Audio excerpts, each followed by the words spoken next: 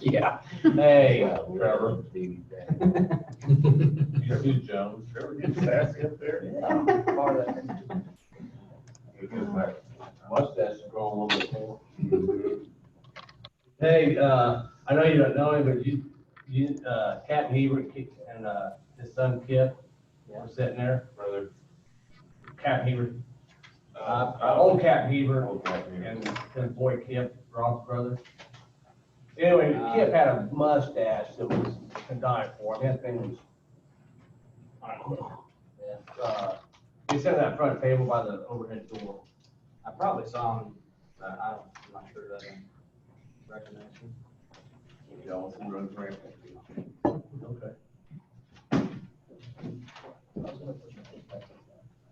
The audio's working there. He's just kicking nail and kicking down. Oh gosh, that didn't work. I think you don't have to. I could never on. Station 1, can you hear us? Yep. Yep. We're kind of slow over there, so. That's true. You go. No, because Let the chat go. Yeah, I try not to. Got it. pure woman, isn't it? Tom, sure. Yes. Thanks.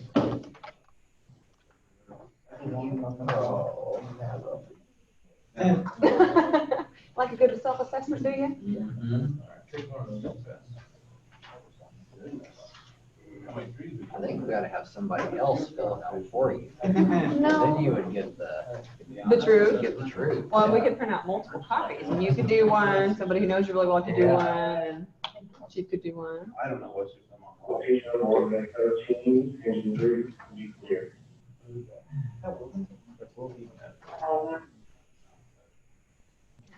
Yeah, they're going. I don't know if they can hear us. Oh, are they not? They're not responding. And I chatted them. I put you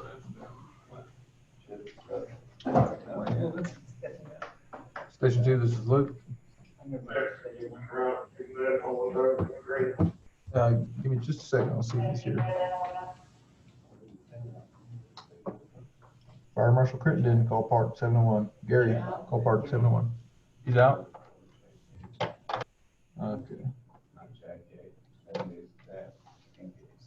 He's actually out of the office right now. Can I send you to his voicemail? Number 5, Okay, is just a second. very often. Now I need to know. Can you hear I jump or am startled by unexpected sound. us? Hey, can you hear us? Yeah, we're good.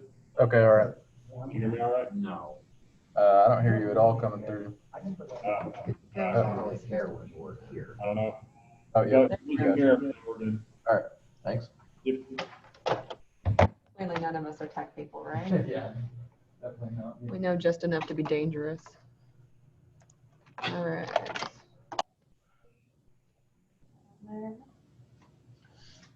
Are we ready to go? Yeah, I That's think probably- so. There'll be a couple that straggle in. That's fine, I'm good with stragglers. Well, good morning, everybody. Morning. And I know that you guys can talk because you've been doing it this whole time, so don't make me sit up here and like do the dancing monkey thing. My name is Debria. You guys have seen me before. I came out and did the orientation. This is gonna feel like presentation-wise, very similar to that. So very flexible. If you've got questions, you wanna make a comment, tell a story, just do that. You don't need to do anything formal to get my attention. You start talking, I stop talking, and we'll roll like that. Is that fair? Okay, cool. So today is about preventing burnout and compassion fatigue, and I'm hoping that you guys have heard of these terms before. Is I that- don't think Mike knows what compassion is. So I gotta back it up and define compassion first. We'll do that in a minute. So what we're gonna cover today, hold up here, whoa, too far. What it is, how to identify it, and then what can you do about it. That's what we're gonna do with today's presentation. So just a little visual here, and we're gonna start off by talking about burnout, because burnout can affect anyone. So it's kind of the general thing we talk about. What does this visual make you think of? Or what pops out for you? First thing I saw was stress, yeah. Stress. Or stress. Stress. Family stands out to me. There we go. I got a big one, so. You got a big family, yeah, family. John. Job, did you see the word before job? Quit job, that's normally the one that gets pointed out is the quit job piece, because that's where our heads go when we're in that burnout mode. It's like, I'm done here and I'm out. And that actually doesn't solve the burnout issue, and we'll talk more about that here in a moment. But does this visual, does it feel calm? Does it feel chaotic, disorganized? Yeah, because that's what burnout is. And for it's not just one thing. When we talk about burnout, people always think about their jobs. It's not just your job. It's your home life, it's your relationships, it's friendships, it's your hobbies, it's everything. And that's what makes it feel like it's a big old jumbled up mess, because that is exactly what it is. So it can affect every area of our life. So burnout, it is physical, it is emotional, it is mental, it is exhaustion, it's everything kind of all into one. Produces feelings of hopelessness, powerlessness, cynicism, resentment. It's diagnosed as depression. That is exactly what it is.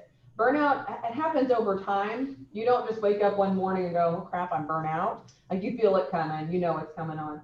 The only difference between burnout and depression is the length of time you experience symptoms. You've got to experience symptoms for at least 3 months to have depression diagnosed, but burnout can be diagnosed a lot quicker than that. But it is the exact same thing. It feels the exact same way, it presents the same way, and results in stagnation and reduced productivity, because it's an energy thing, it's an exhaustion thing.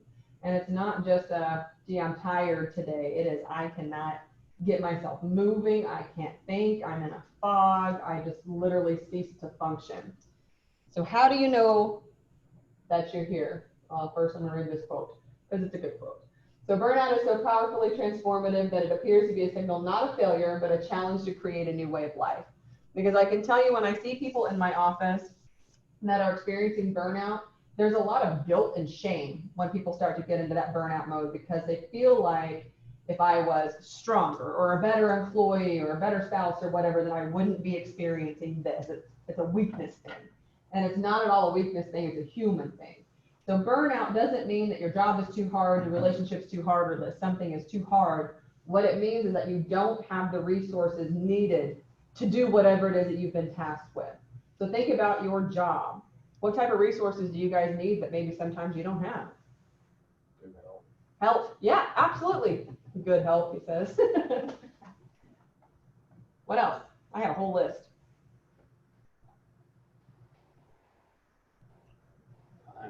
Time, thank you. Yeah, not enough hours in the day. Support, yes. Sleep, that is on my list, actually, yes. Nobody's gonna say money?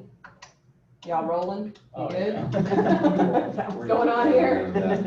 Money's typically one of the first ones that's thrown out there, like, we could use a little bit more of that, we need new equipment or new tracks or, whatever it is.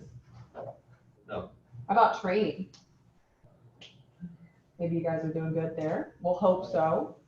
I know I worked a place once with a full caseload for 3 weeks before I had orientation, so that's a little backwards. That's a resource that we need. Energy goes right along with sleep. If you don't have energy, you're really not going to be feeling very effective at anything. Leadership.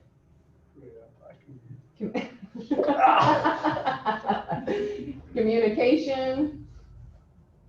Materials. There's just a lot of different things there, and it's important to recognize those resources that make our wheels turn, because when we hit that burnout mode, we really need to be asking the question about what's missing, and is it something that we can get met again? So really be thinking about those resources that might be lacking.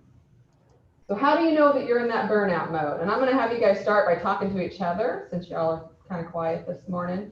So just at your tables here, chat with each other about how you feel like either you have experienced burnout, or if you've noticed it in a counterpart of yours, like what does it look like? What do you hear people saying? And then what does it feel like? So just we'll go 5-10 minutes and chat with each other, and then we'll talk together. One time at band camp. Oh gosh. It's evolving really quick. That's exactly. If the guy's on the computer, Mhm. orders for living, I think a lot of times guys it's having Have you been family there for 4 years? everything, everyone's out to get you. We don't have that many left. And you got a timer on your phone? You Bye, guys. These car accidents really stress me out. Yeah. Burning I'll do it out. for you. They're burning. That's with us. There it went. Injury accident, East First, East State Lane, State Station 2, Second Hall, East First, East State Lane, injury accident, I like Oh, bull now. Is that kind of full station 1 too? No, they're still there. Okay. They're probably asleep. No, Yeah, that's We are not. we're not. That's why they don't have their screen on. Yeah. I guess you guys talk about it. Yeah, you guys talk amongst yourselves. We're talking about burnout. Yeah.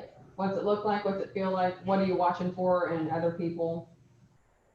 We're just saying bad attitude. That could be before burnout. Yeah. Which is actually a great Could just be a point. personality thing. There it is. Yeah, it has to be a change in behavior. So you've got some people that are just kind of crappy people. They're going to be crappy people regardless of whether they're burnout or not. So. Like we're good. It's a bad People attitude. here. Y'all laugh, I mean. Y'all are going to have to train them now. You realize that, right? That's how this works. For us, I think it's a lot of professionalism on calls. There you go. I mean, your acting isn't as good as it used to be. You don't keep the face That's and the right. PC kind of goes out the window. Yeah. That's pretty easy to see. And it's easy to get there because again, that stuff takes energy. That calls, it's the first place you'll see it. High stress We situation. just say not just night calls, unneeded night calls. Unneeded night calls. The ones that feel like they're wasting your time and resources. Repetitive. Okay. Yep. Those are the ones that kind of make you go. Yeah.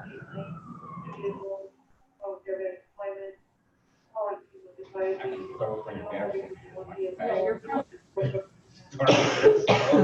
Yeah. That's funny, the other day he was around and my son did not get it, pretty much. Talk about what that feels like. Or like, what do you hear people saying? How do you know they're burnout? I think I heard it here, like, there might even been some like paranoia, like they're out to get me, or it's never my fault. Kind of that victim mentality takes place with some people. I think I could say that maybe sometimes someone might complain that other people aren't doing their jobs. There we go. Why do we have to do this? Yeah. We can hyper focus on what everybody else is doing. Feels unfair. Frustration. Yeah. Irritation typically the very first thing that we see. People get real crabby and start popping off a lot more than normal.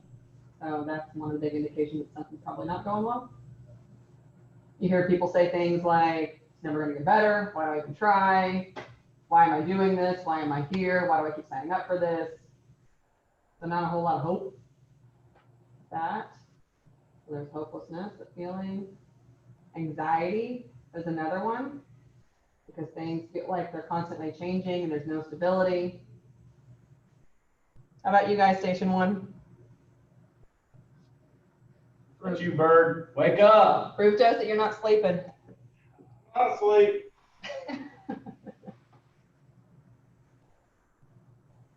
She's waiting. Mayo, What? answer the question. Ask me. Ask me. What did you guys talk about as far as burnout? How do you know that you're in it or somebody else is in it? Maybe more complaints, There you go. More complaints. maybe lack of socializing. That's a good one. So the withdrawal and isolation. Okay. Anger, maybe. Are you just describing Mike now? No. Mike never seems burnout. Mike loves his job. He just hates you guys. Hey, I can hear you. Okay. So yeah, lots of different things there to be watching for, but it's a change in behavior. So that's what we're looking for. Change your behavior that doesn't feel quite on point. And for you guys, fire, EMS, all of you guys are. We have 2 vehicles upright on First Street. I'm having trouble distinguishing which is radio and which is talking. So, but you have higher rates of depression than the general population and then higher rates of alcoholism. Because of this, and work high stress jobs. So just to keep your eyes on that and be watching for those changes. So some indicators of burnout, since we've talked about some of them, but not all of them. There we go. The lack of fulfillment of job duties. So most of you, I imagine, didn't just wake up one day and say, hey, I'm going to go fight fire. Like that sounds like a great idea. I imagine that there was something that drew you to this profession, that you were passionate about it. When you start to lose that passion and that reason, the why you joined, that's a pretty good indication that we're in that burnout mode. Never feeling caught up or in control. So you can work and work and work and work and work, and you leave at the end of the day, and done, all my reports, whatever. Short-tempered and anger, that we talked about. Exhaustion and insomnia. So we either sleep way too much or we don't sleep at all. With the firefighters that I work with, most of the time it's the not at all piece. Either we're up recalling kind of the shift and what happened, or even things that happened years ago, but we're not sleeping. Increased ineffectiveness, because if you're not sleeping, you can't really focus. So we're making mistakes that maybe didn't used to happen, but now all of a sudden are a big thing. Hopelessness, forgetfulness, lack of concentration, does include anxiety or depression. Like I said, lots of things. And then increased illness. So 75% of all doctor's visits are stress related. That means that we could have gotten ahead of it by just getting ahead of our stress. So how does stress present in your body? Like, where do you carry it? There's lots of different places, I believe. Gut. That's a big one, especially for kids. That's a big one. What else? Pain, upset stomach. Blood pressure. Yeah.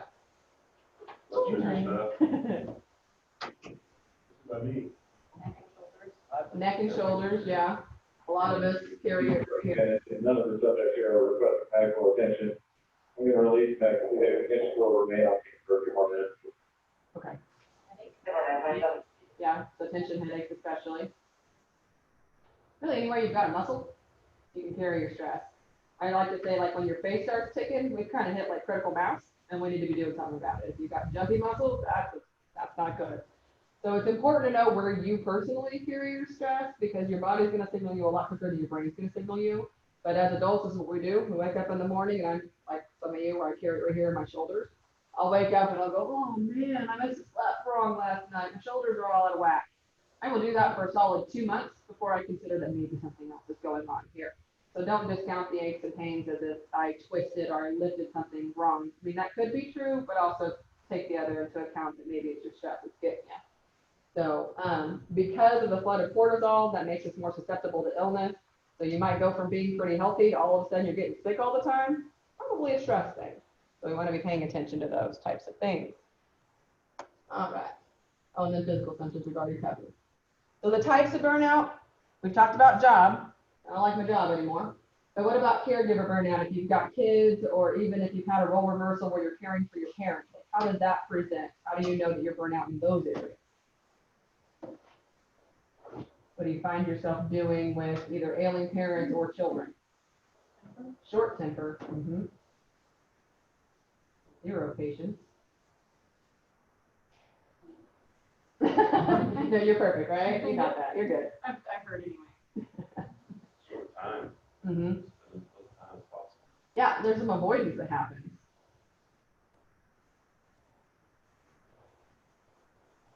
How about just like a complete disconnect? Like even if you're physically in the same room. I know I always tell the story that when I was in a previous job and sitting in some pretty heavy burnout, my son, who's almost 8 now, I think he would have been about 2 at this time, was standing in front of me, and I'm on my phone, because that's what I do when I get burnout, I just check out from the world. I'm on my phone, and he's standing in front of me, and he's going, Mommy, kiss, Mommy, kiss. And I can hear him saying it, but I literally cannot respond to him. I think he probably said it 3 or 4 times before I finally was like, oh my God, and I threw my phone and like, but it's like that inability to react, even if consciously, I know I should be able to react and I want to be able to, but because of this, I can't. So there's almost a paralysis sometimes that takes place when this gets really, really bad. We'll talk more about that when we get into compassion fatigue. Relationships, so with family, friends, significant others, probably see a lot more of the same, more fighting or more disconnect. People tend to go one or the other. You got your withdrawers and you got your pursuers. People don't take up invitations anymore. They stop coming to barbecues and family events, things like that. We don't want to let people start isolating because when we get stressed out, that's typically one of the first things we want to do is just disconnect. I don't have energy to deal with all y'all. But when we do that, it gets worse. It gives us much more time to get in our own head. And then that's when it spirals and it spins out of control and we end up in some really scary spots. And the helping profession. So that's compassion fatigue. That's really where we want to hone in on because that's what's going to get you guys the most. So burnout feels a little bit more manageable than the compassion fatigue does, because compassion fatigue is a whole new level. So another visual, what pops out for you in this one?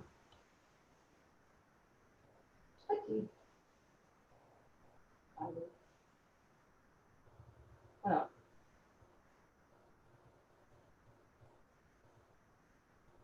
Don't be quiet on me, man. Compassion. Stress. And stress, there we go.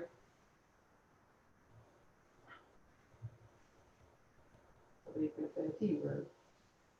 Trauma, thank you. There it is. There's that dirty word that nobody wants to talk about. Trauma, traumatic, all that. So again, another jumbled up mess because that's what it feels like. It's not just one area. Basically giving to others when you yourself are under stress. So you're helping out other people and you yourself maybe are not in a great spot. So some other ways that we call compassion fatigue secondary trauma. That one ring a bell? I'm sure it does. I hope it does. Somebody's talked to y'all about that. Or vicarious trauma, which means that you can have the same effects as that person who's physically going through the trauma just by witnessing and or hearing about it. So we don't have to experience firsthand the trauma, but just being part of it can have the same effect. Talk about what that looks like. Get all those up there. So giving care to others under stress. When Captain Hebert got back in touch with me after Corona kind of sort of died down, and he asked, hey, we had planned this compassion fatigue training for this time. With everything that's happened, do you still feel like this is a good topic? I said, yeah, actually more now than ever. Simply because of that first one there, giving care to others when you yourself are under stress. I mean, you guys are responding to calls, that's stressful in itself, but then you have a pandemic on top of that. Because y'all don't get to just stay home, right? You keep working. So now you're responding to situations where there might be an additional component on top of it. So there's extra stress, regardless of how you felt personally about the pandemic, like there was more that went on top of that, right? It changed some of your procedures, I assume, like different PPEs and whatnot that you had to use, different screening questions, things like that. So we were prime targets for that compassion fatigue during this time. Then personal and professional boundaries tend to get blurred. How do you know that's happening, or like what's an example of when those lines get crossed?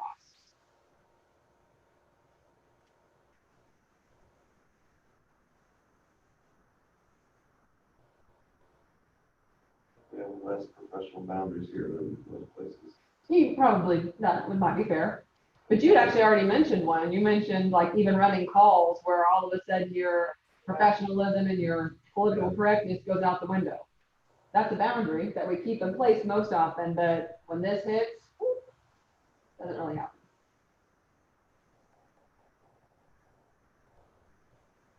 Maybe when you're loading somebody into the ambulance, helping out EMS or whatever, and you ask the person out on a date, that could be a boundary violation, right? I don't care what year For us, in my role, I mean, we have a code of ethics that we have to do, and one of the code of ethics of mine is that we're not allowed to be friends with our clients, because it's my job to serve whoever's in my office. It's not their job to serve me, and when you're friends with somebody, it's a push-pull, give and take. So that would be a professional boundary violation if I were to be sitting in my office being like, man, I wonder what Jane's up to today. I'm gonna give her a call and chat with her. I've been missing her. That's a problem if I'm calling my clients up to just have a little chit chat with them. There's obviously a boundary violation there. Unable and or failure to communicate needs. That's a nasty cycle that a lot of us will get into. Some people, they just don't really understand that it's their job. Like it's your job to express what you need. Not to say it doesn't make it met, but it is your job to say, I need something. It's not my job to try to figure it out. It's not your wife's job to try to figure it out. It's not your husband's job to try to figure it out, or your superior's job. Like it's your job to say, I need more time, or I need more help, or I need more money. Like I said, that doesn't mean the need's gonna get met. But my thing is that you voice what you need, and then if you decide you need to walk away, you can do that without any sort of regrets. Like I did everything in my power to try to get that need met, didn't get met, now I can say bye and get up out of here. All right? Gotta voice what you need. And then that last one is the one that nobody wants to talk about. And it says unresolved personal past trauma, but it can be just trauma in general. Even resolved trauma has a tendency to pop up and get us every once in a while, especially if we're working in a stressful situation, especially if we're already feeling exhausted, it's going to pop back up. But the unresolved piece makes it super dangerous because we tend to project that on people, and we make it about a situation that's not actually what's happening. I don't know how to explain that without giving it. So an example of what that might look like. When I was learning to become a therapist back in the day, I remember doing therapy with a couple of kids, and they were 5 and 8. They just lost their dad. And we were doing session went really, really great, felt really good about it, but then I went home. And I could not disconnect from these children. I'm like, what is it about this case that won't let me shut it off? Like, what's going on there? And it dawned on me. I lost my dad when I was 5, and my older brother was 8 years old. So I'd actually just done therapy with myself and my brother. So once I had that realization, then I was able to process through and work through it, because I was like, this is not about those kids. This is about me pushing my crap onto those kids.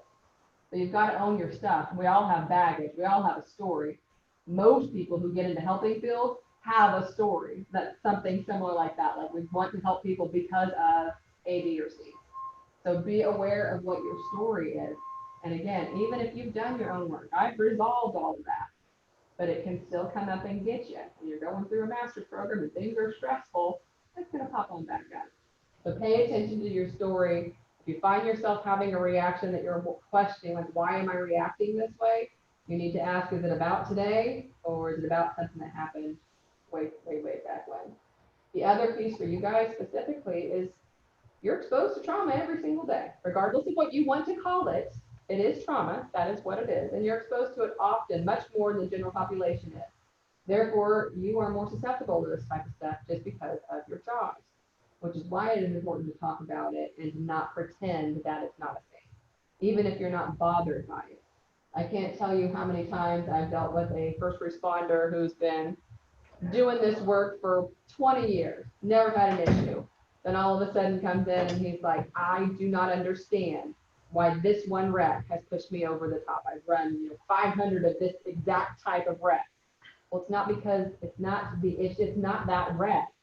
It's the fact that you've hit that level for tolerance, and we all have a level. So just know that eventually it will bother you, and it's supposed to, because you're a human being. Okay? I don't want to get too deep, so I can see the faces in here looking at me like, what are you talking about? But pay attention to that. We all have a threshold for tolerance. We all hit it at different points.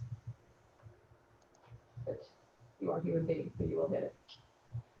Organizational fatigue means it's more than just me. It's all of us are struggling. So some things we want to watch for. Excessive work comp claims. What do you think goes into that? Why would excessive work comp claims go up just for people being burnout or in compassion fatigue? They want to be off work. Yeah.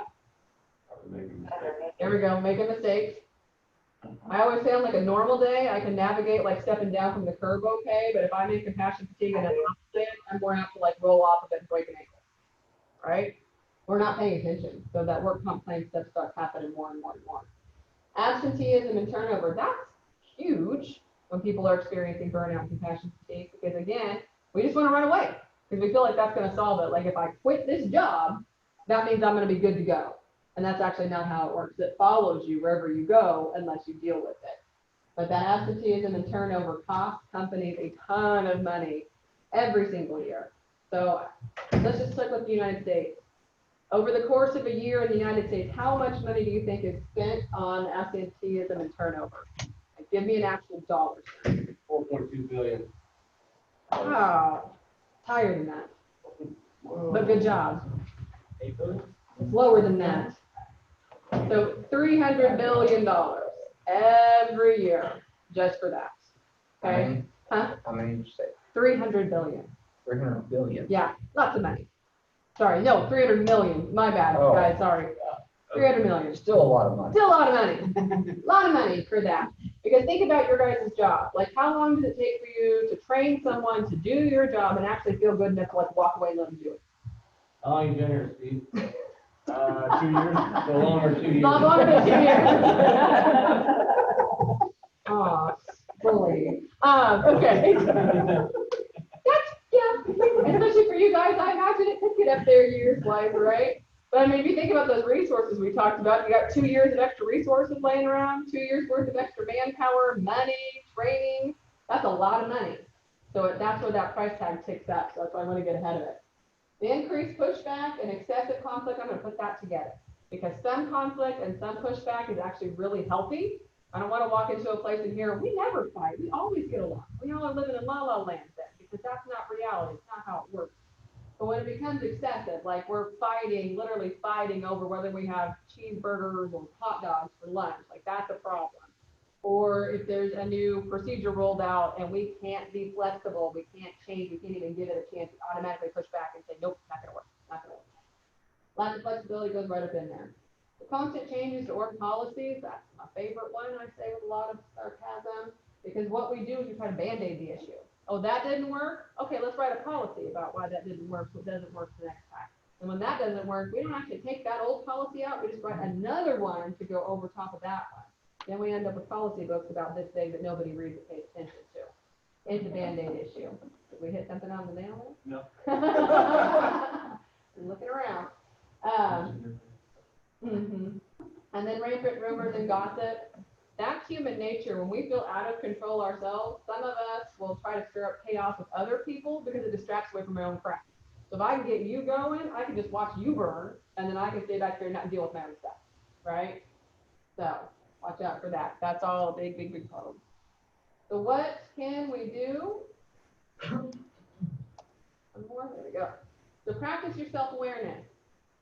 Y'all are going to have to be intentional about this, and it's going to sound really crazy. It's probably going to sound opposite to either what you were told when you were younger or even more so societal norms for men especially. You've got to stop on a day-to-day basis and ask yourself how you're feeling. Like, what's going on with me? Am I actually in a good spot, or am I just ignoring things that are happening? Especially anxiety. That's where I hear it the most often. People come in and be like, well, I've noticed I have a little bit of anxiety. Okay, so what have you been doing about it? Oh, I just ignore it. Oh, really?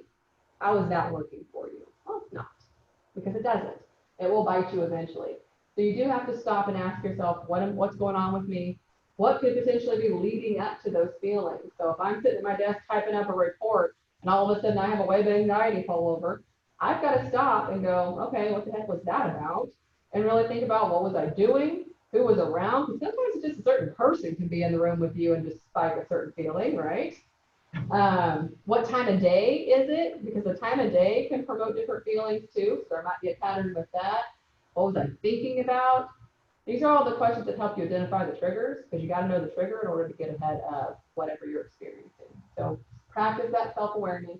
You will miss it if you do not pay attention to how you are feeling, or if you're purposely trying to ignore it and pretend like it's not going to affect you. Identify your needs. Again, this is not to say that every single time you identify your needs, that need is going to get met. Jordan? Yeah. Teamwork makes dream work. Back up.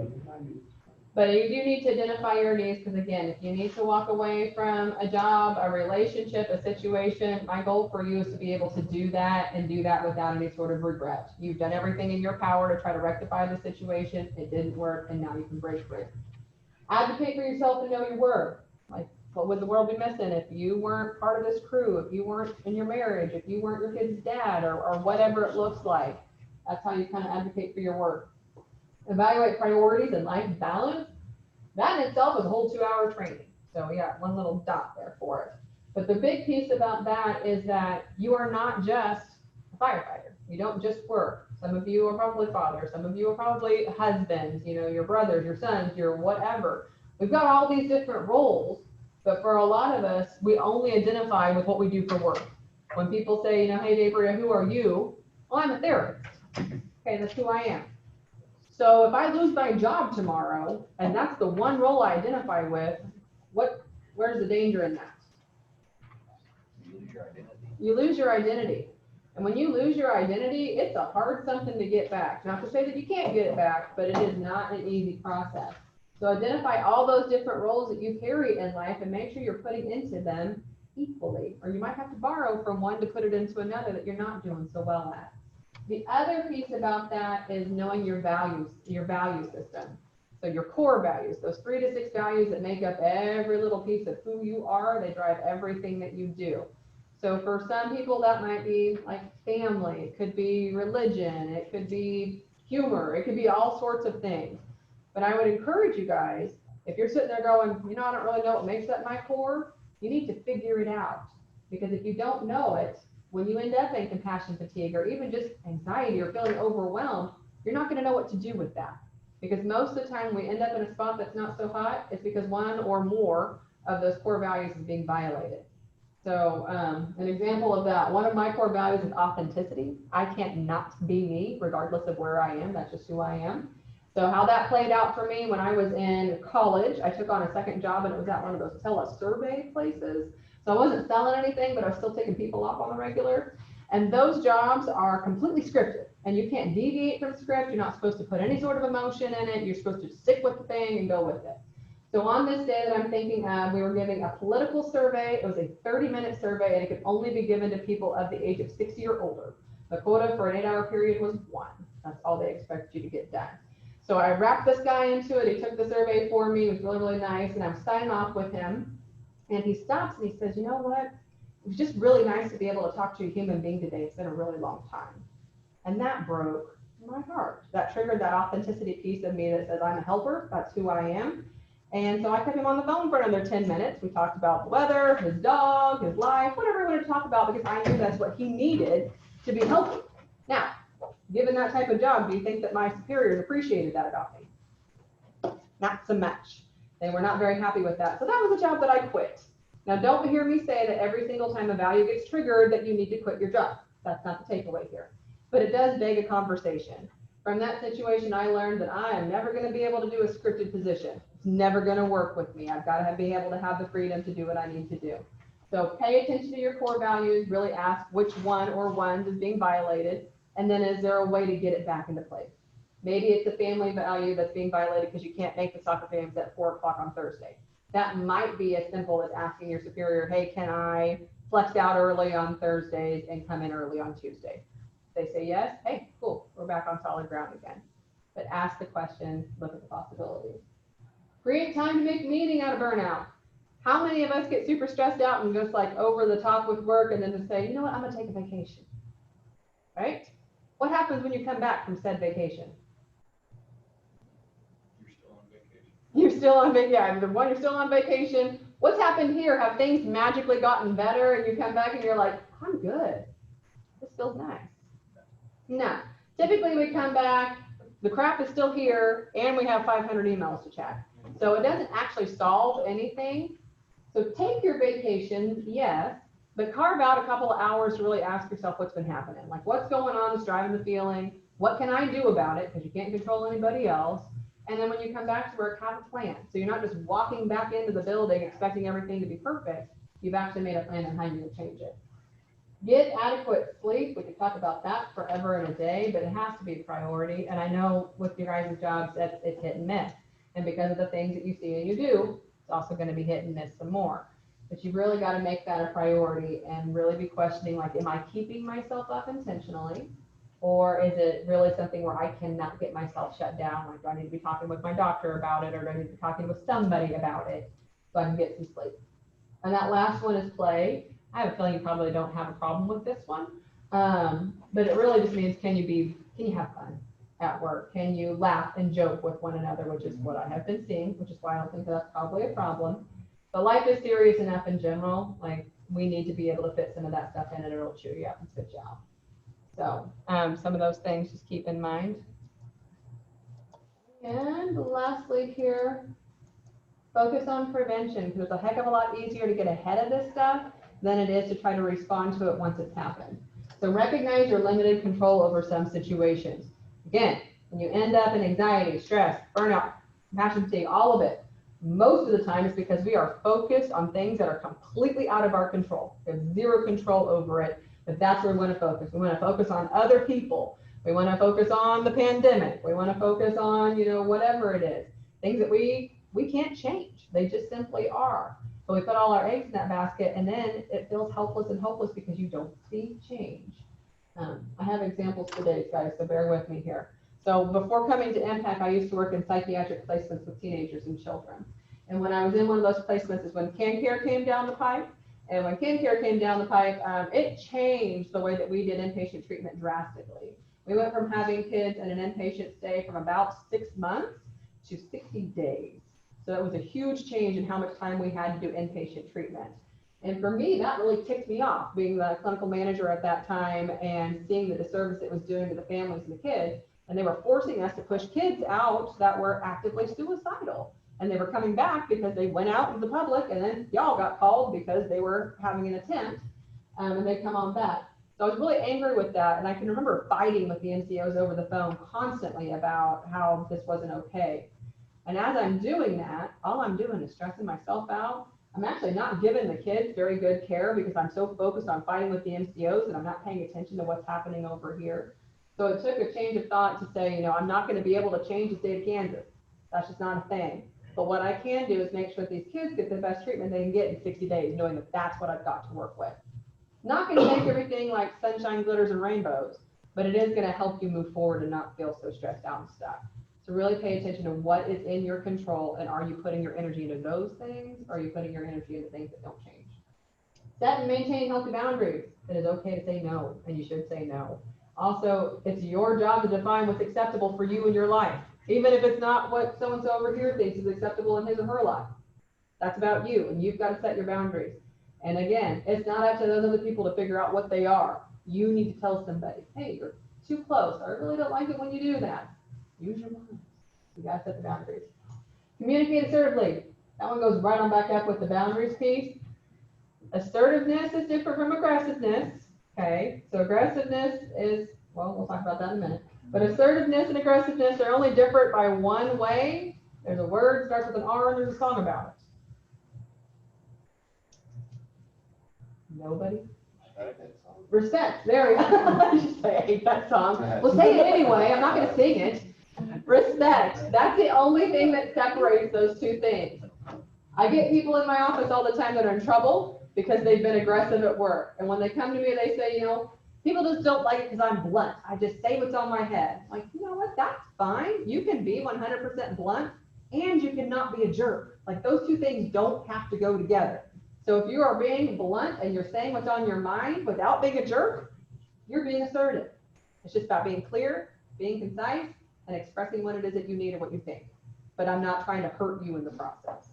So communicate assertively.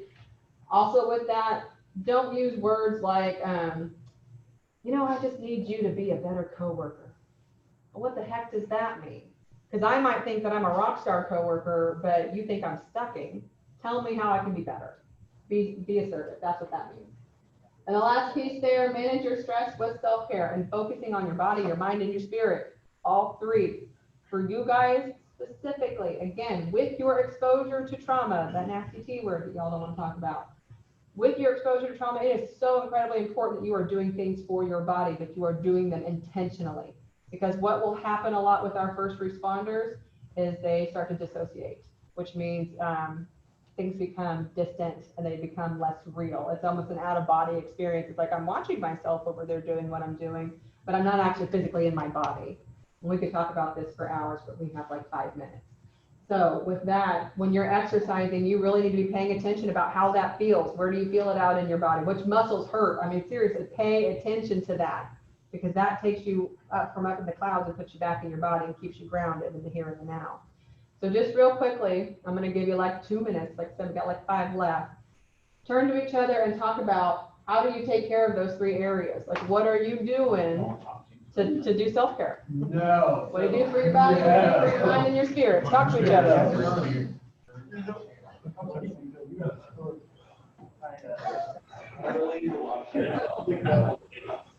It does too.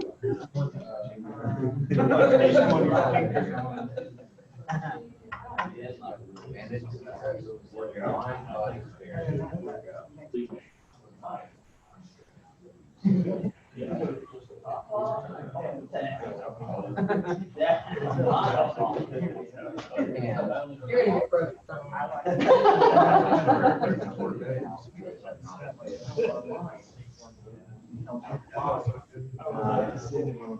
Think about mine, I know about.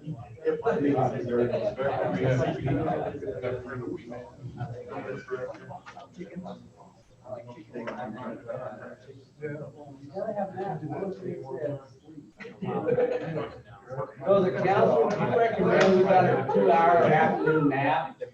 Yeah. Yes. If it's in line with your policy, you won't get fired. Then you should change it. There's that whole policy thing, yeah.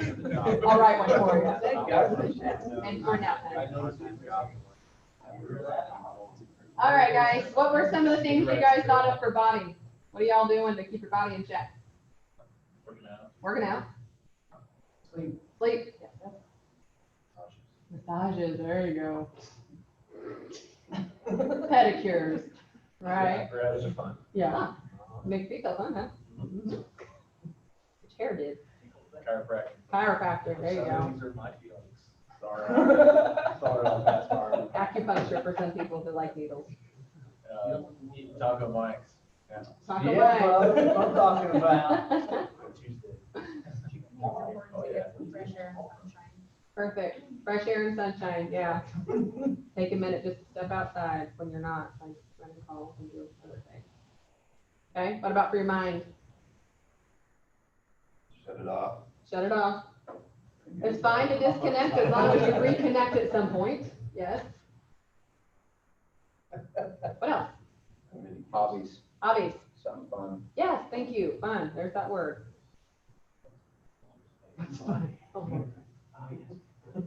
Could be reading, music, fishing. There you go.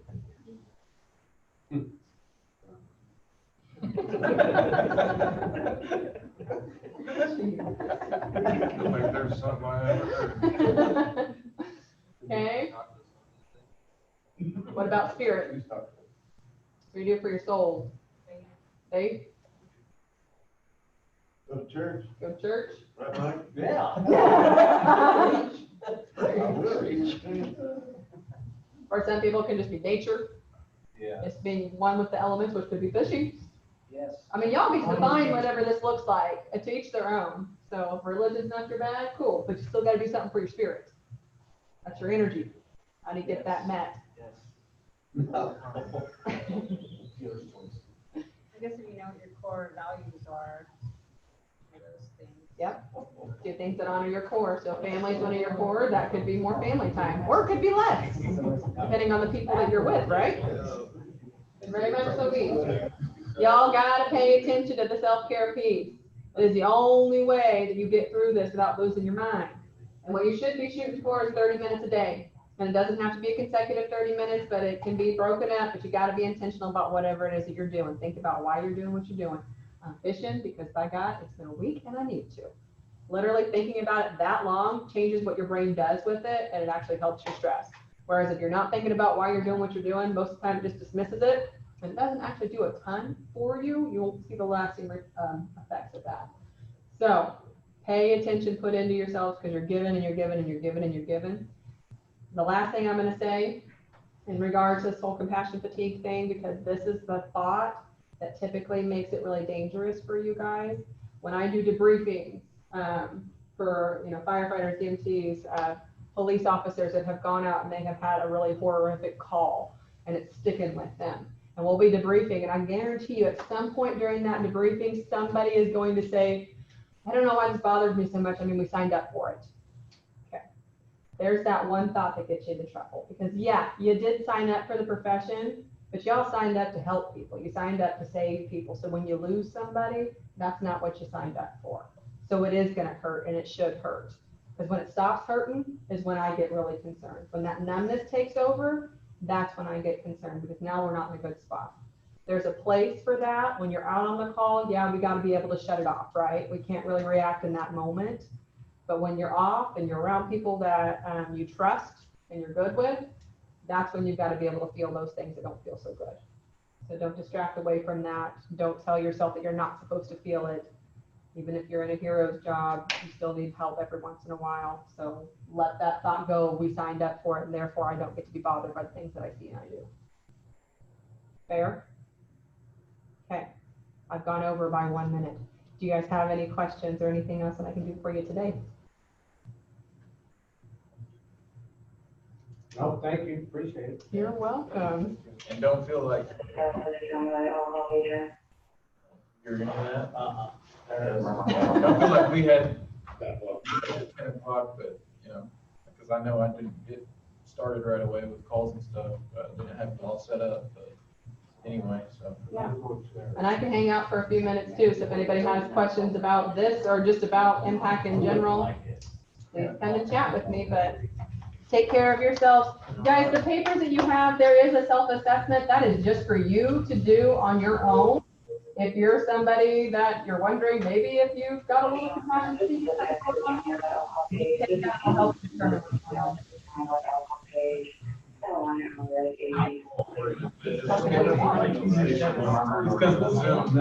Is that what it is? Like, and Station 1, do you need anything else from us? Thank you, man. No, thank you though. Okay, thank you. You're like already. You want me to stop it? Yeah, sorry. I just, yeah, I mean, I'm gonna need 30 minutes. I think you get the chickens. No, see, this is what I got. We should have a 2-hour nap. Get a man.